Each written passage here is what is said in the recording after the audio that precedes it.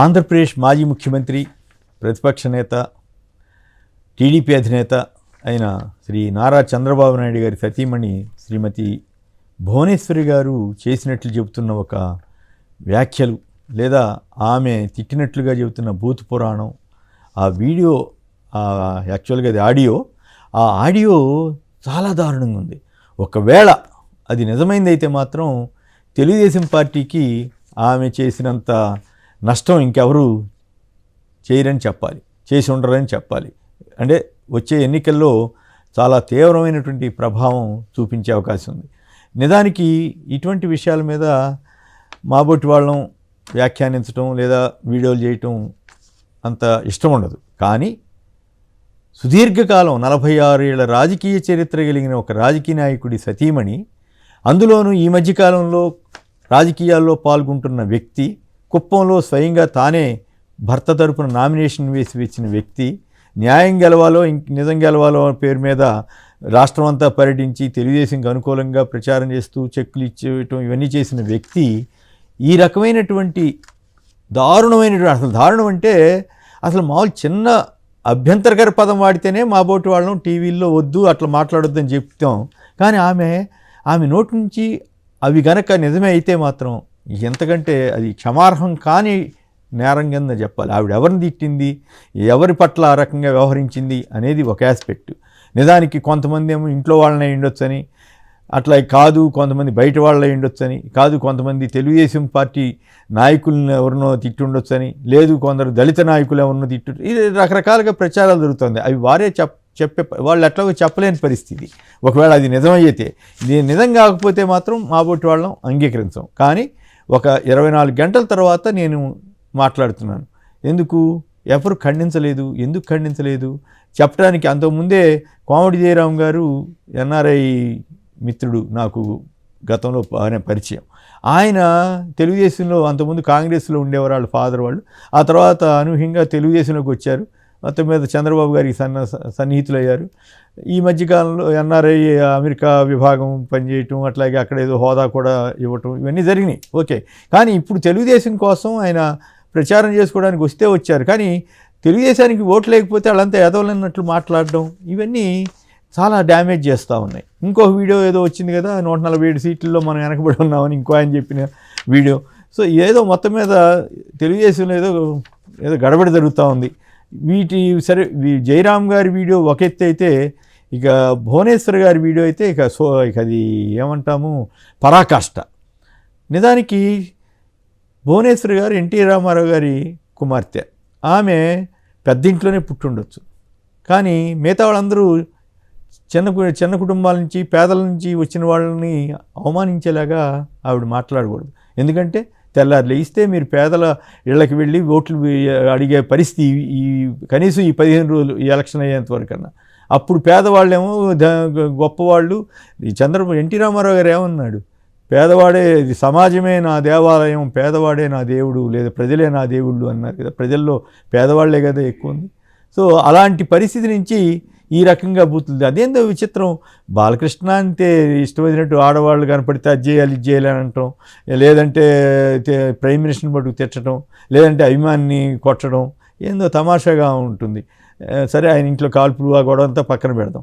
ఆ తర్వాత ఏమో ఈవిడ ఇట్లా మాట్లాడడం. సరే, లోకేష్ గారు సరిగా రాని తెలుగులో ఆయన తోచిన ఆయన మాట్లాడడం.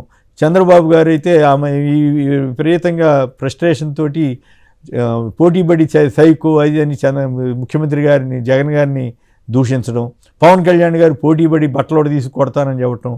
ఈయనేమో బట్టలోడు తీసుకొట్టి బాధ్యత నేను తీసుకుంటానని లోకేష్ అంటాం. రాళ్ళేయండి కొట్టండి అని చంద్రబాబు గారు అంటాం. ఇప్పుడు భువనేశ్వర్ గారేమో ఈ రకంగా బూతులు తిట్టడం. మరి ఆ మాటకు వస్తే కొంతమంది ఎవరో అంటున్నారు, చంద్రబాబు గారు కూడా పేద కుటుంబం నుంచే బయటకు పెరిగారు కదా, అంత మాత్రం గొప్పవాడు అవ్వలేదా? 15 ఏళ్ళు 14 ఏళ్ళు రికార్డు స్థాయిలో ముఖ్యమంత్రి అయ్యారు కదా. మరి ఆయన ఇంకొకటి మరి చెప్పొచ్చో చెప్పకూడదో కానీ ఒక విషయం, అప్పట్లో వారి వివాహం సందర్భంగా ఒక ఇది నడిచేదనమాట, కొంతమంది వ్యాఖ్యానించుకునేవాడు. ఆ రోజుల్లో చంద్రబాబు గారు చాలా అందంగా చక్కగానే యువకుడిగా ఉన్నప్పుడు ఇంకా అందంగా ఉండేవారు. ఆయన భువనేశ్వర్ గారిని ఎన్టీ రామారావు గారి కుమార్తెగా ఆ సంబంధం వచ్చినప్పుడు వెంటనే యాక్సెప్ట్ చేసి తీసుకున్నారు. అప్పట్లో ఆమె కాస్త కొంచెం మోటుగా ఉండేవారు, అంతే. అభ్యంతర ఏమని నాకు ఉద్దేశం ఏదో తప్పు పట్టాలనో లేకపోతే ఇంకోటో కాదు, కానీ కాస్త కొంచెం లావుగా కొంచెం కొద్దిగా మోటుగా ఈయనతో పోలిస్తే అని అప్పట్లో అనుకునేవాళ్ళు. అయినప్పుడు కూడా చక్కగా పెళ్లి చేసుకున్నారు, 40 ఏళ్ళు సంసారం చేశారు, ఒక కొడుకును కన్నారు. ఇప్పుడు మనం అంతా బ్రహ్మాండంగా సాగింది కదా. కానీ ఆ రోజున ఆయన ఎమ్మెల్యే అయినప్పటికి కూడా ఆయన మొదట దశ ఆయనది చాలా పేదరికం నుంచే వచ్చారు. కానీ అంత మాత్రం చేత గొప్పవాడు అవ్వలేదా? మరి ఈవిడ తర్వాత మోటుతనం నుంచి ఇప్పుడు నాజుగ్గా మారారు. ఆశ్చర్యం, చాలా చక్కగా చాలా చిక్కిపోయి చాలా చక్కగా నీట్గా వచ్చారు. సో అంటే నేను ఎందుకు చెప్తున్నానంటే మనుషుల్లో పరివర్తన రకరకాల రూపాల్లో మనం మార్పులు అనేవి సంభవిస్తుంటాయి. కానీ ఆ విషయాలన్నీ మర్చిపోయి ఆమె ఇష్టం వచ్చినట్లు తిట్టడం, అది రాయలేని భాష, ఈ గాడిదలు ప్రశాంతంగా ఉండనివ్వరు, చంపుకు తింటున్నారు, ఆవేశంలో ఆవిడ ఊడిగం చేసిన కుక్క, ఒక్కదానికి పనికిరారు, చెత్త డాష్ డాష్ అంటూ, చెత్తబుట్టలో పుట్టారంటూ, చెత్తబుట్టలో పుట్టి, అది అక్కడ తేడా వస్తుంది. చెత్తబుట్టలో ఎవరు పుట్టరా మా భువనేశ్వరి గారు? మీరు కనుక ఈ పాటికి ఖండించి ఉంటే మాబోటి వాళ్ళం అసలు దీని జోలికి వెళ్ళాం. ఎందుకంటే చాలామంది ఇప్పుడు ఇది కొంతమంది డీప్ ఫేక్ అని వీడియో అయ్యుండొచ్చని అనుమానం వ్యక్తం చేసినా అలా కాదు అని చెబుతున్నారు. నిజానికి ఈ పాటికి మీ దృష్టికి వచ్చి ఉండాలి. మీరు ఇప్పటికైనా ఖండించండి దయచేసి. నేను అనలేదు, నాకు సంబంధం లేదు, అది మీరు ఏ విచారణకైనా సిద్ధం. నేను ఎవరిని దూషించలేదు, దళితులను కానీ లేదా మామూలు ఇతర వర్గాల వాళ్ళని కానీ ఎవరిని దూషించలేదు. ఇది ఎవరో కావాలని సృష్టించారని చెప్తే ఖచ్చితంగా మాబోటి వాళ్ళని ఖండిస్తాం. మీరు చెప్పిన దాన్ని ఇప్పుడు చంద్రబాబు గారు మిమ్మల్ని ఏదో ఎవరో అన్నారని చెప్పి అసెంబ్లీలో అనకపోయినా కూడా బయట ఎక్కడో ఏదో అన్నమాట వాస్తవం. వాళ్ళని మీ తెలుగుదేశానికి సంబంధించిన వాళ్ళు వాళ్ళ కుటుంబ సభ్యుల్ని ఇష్టమొచ్చినట్టు దూషిస్తుంటే ఆయన ఎదురు అన్నమాట వాస్తవం. అట్లాంటి అనమని నేను కావాలని పేర్లు కూడా చెప్పట్లేదు, ఎందుకంటే అటువంటి అసహ్యం చెప్పకూడదు కూడా, పద్ధతి కూడా కాదు. వాళ్ళ ఉద్దేశం కానీ వీళ్ళ ఉద్దేశం కానీ అట్లా ఉంటుందని కాదు, కానీ అవి అటువంటివి జరగకూడదు. కానీ ముందు వాళ్ళని అంటే వాళ్ళు ఊరుకోరు కదా. సో ఆ ఇష్యూని చంద్రబాబు గారు అసెంబ్లీలో తీసుకొచ్చి ఆయన నానా రచ్చ చేసి ఏడుపు పెట్టుకుని ఇప్పుడు ఆ ఏడుపు వీడియోనే మీమ్స్ అంటారు కదా, అట్లా ప్రతి దాంట్లోనూ ఆయన వ్యతిరేకులంతా వాడుకోగలుగుతున్నారు. సరే ఆయన ఏదో సానుభూతి కోసం చేశాడు, అదేమో రివర్స్ అయింది. చివరికి తన భార్యని అప్రతిష్ట పాలు చేసే విధంగా ఆయనే ప్రచారం చేశాడు అనేటువంటి భావన మాబోటాళ్ళకైతే అటువంటి వాటిని సాధ్యమైనంత వరకు ప్రస్తావించకుండా ఉండాలి. కానీ దురదృష్టవశాత్తు ఆయనే ప్రస్తావించడం మాకైతే బాధ అనిపించింది. అలాగే ఇప్పుడు భువనేశ్వర్ గారు ఈ రకమైనటువంటి బూతులు మాట్లాడి ఉంటే, నేనేమి మాట్లాడారా లేదా అన్నది నేనేమో అంత టెక్నికల్గా కాంపిటెంట్ కాదు కాబట్టి, బట్ కొన్ని వేల సోషల్ గ్రూపుల్లో ఇవన్నీ వచ్చినాయి. నా సెల్ ఫోన్కే అనేక మంది పోస్ట్ చేశారు. సో ఇది చాలా ప్రమాదకరమైన ధోరణి. ఇట్లా మాట్లాడటం అహంకారానికి సంబంధించినటువంటి అంశం. అతిశయం పనికిరాదు. పేదలు కూడా మనుషులే.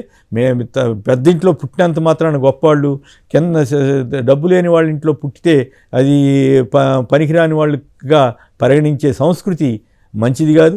నిజానికి ఎన్టీ రామారావు గారికి ఈ కళంకం తెచ్చే విధంగా వీళ్ళంతా వ్యవహరించినట్లుగా ఉంది. ఇది దురదృష్టం. ఆ పరిస్థితి మారాలి. దీని ఎఫెక్టు ఇది కనుక ఈ వీడియో నిజమైంది, ఇప్పటివరకు ఖండించలేదు కాబట్టి ఇది నిజమైంది అనేటువంటి అభిప్రాయానికి జనం వస్తున్నారు. అందువల్ల ఈ వీడియో కనుక కరెక్ట్ కాకపోతే ఖండించండి. ఎవరు సృష్టించారో వాళ్ళ మీద కేసులు పెట్టండి, వాళ్ళ మీద చర్య తీసుకోండి. కానీ ఇంతవరకు ఖండించకపోవటం, కేసు కూడా పెట్టకపోవటం, ఇవన్నీ చూసిన తర్వాత ఏమో నిజం ఉందేమో అనేటువంటి అభిప్రాయం ప్రజల్లో ఏర్పడతా ఉంది. అందువల్ల ఈ ధోరణి మంచిది కాదు. ఇది కనుక నిజమని జనం నమ్మితే ఖచ్చితంగా తెలుగుదేశం పైన ఇప్పటికే వెధవలని ఒక ఆయన, ఈ రకమైన బూతులని ఇంకో పెద్ద నాయకురాలి సతీమణి గారు, ఇవన్నీ మాట్లాడితే తెలుగుదేశం కొంప మునుగుద్దని మాత్రం చెప్పక తప్పదు.